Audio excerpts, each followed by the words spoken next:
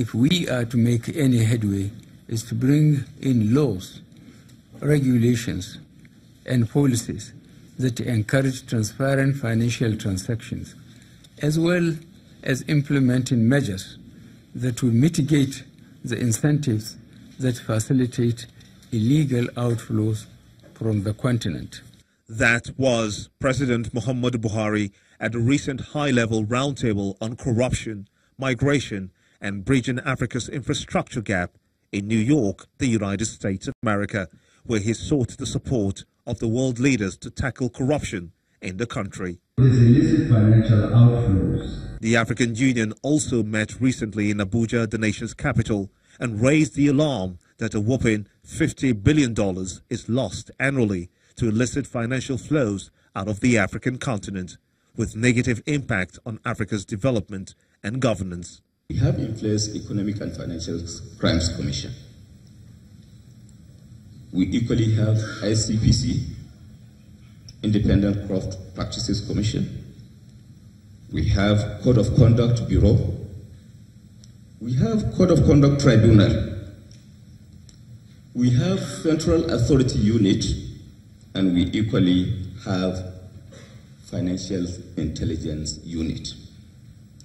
All these institutions are institutions that are established by law, that are saddled with responsibilities, which responsibilities squarely voters on the desire of the Nigerian government to ensure the fight against corruption and eventual minimization of the illicit financial flow. Transparency International Corruption Perception Index 2017 scores puts Nigeria as 148 most corrupt of 180 countries surveyed across the globe. Although the government has disputed the accuracy of the report, the enormity and impact of corruption on the nation's development has not been lost on the government, prompting more severe action by the Buhari administration. Just this week, the federal government secured judicial affirmation of the constitutionality and legality of the Executive Order 6. The order requires relevant law enforcement agencies to ensure that all assets within a minimum value of 50 million naira or equivalent, subject to investigation or litigation, are protected from dissipation, pending the final determination of any corruption-related matter. With this new order, it could be assumed that the fight against corruption may have entered a new phase.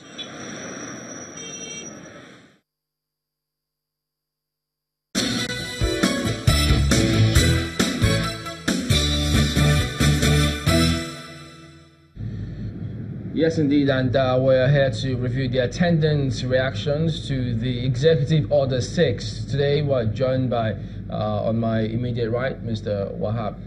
Mr. Wahab Shittu is a legal practitioner, also a lecturer in law in Faculty of Law, University of Lagos. And then we've got Mr. Adetokunbo Mumuni, the Executive Director of SERAP, also lawyer. Gentlemen, thank you for coming on this morning. Thank you for inviting us. It's a pleasure. First of all, the Executive Order 6, the judgment of Justice Ojukwu, there are those who interpret it in different ways. You're privy to that judgment. Let me start with you, Mr. Shittu. What's your understanding, interpretation of that particular judgment?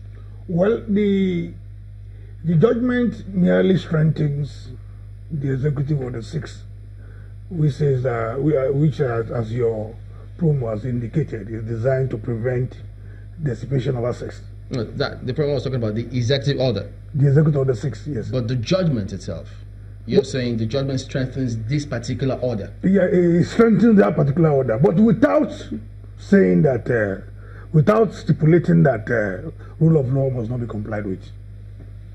And I think that distinction is important. Every law, every order must comply with the rule of law precedent. You understand what I'm saying? From that judgment, it is clear now that the Executive Order 6 issued by the President is legal, is constitutional. You see, but there are other issues. But I don't know two different things. Does the judgment strengthen it, or it says that it is constitutional? It strengthens it by saying that it is constitutional. Okay. What's your understanding of the judgment? My understanding of the judgment is that the judgment has taken it beyond doubt that Executive Order 6 is valid in law. And that was what led the president to now start issuing subsequent directives as to the implementation of the order. But you then say it is repressive. How? The reason why we say so is that, let me say straight away that no matter what must happen in Nigeria, corruption has to be fought, and fought convincingly and sincerely. And we support the government in whatever steps it takes to fight corruption, provided due process and legalities are followed. End of story. Because the reason why we are this backward infrastructurally is because of corruption.